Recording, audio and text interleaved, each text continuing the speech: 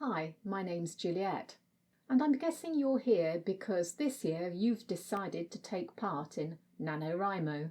You're ready for Preptober, and you've downloaded Scrivener 3 for Windows, but you're a bit stuck as to how to use it. Well, that's exactly why this video exists, because some years ago now, that was me. When you open up Scrivener 3, you want to make sure that you use the correct template for what you're intending to create, because the defaults within the Scrivener templates are different. The two most likely templates you'll need are the basic novel template and the general non-fiction template. At this stage, you don't really need to worry about what those differences are. You just need to get words on the page, but you'll be glad you chose the right one further down the line.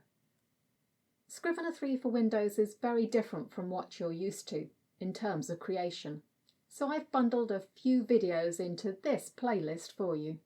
The complete beginner basics and how to monitor your statistics so you can keep track of that word count. And if you're short of time, those are probably the only ones you need to watch for now. However, if you subscribe, in the future YouTube will show you the many other videos I have on Scrivener 3 for Windows over time. Good luck with Nano, and I hope to see you again soon.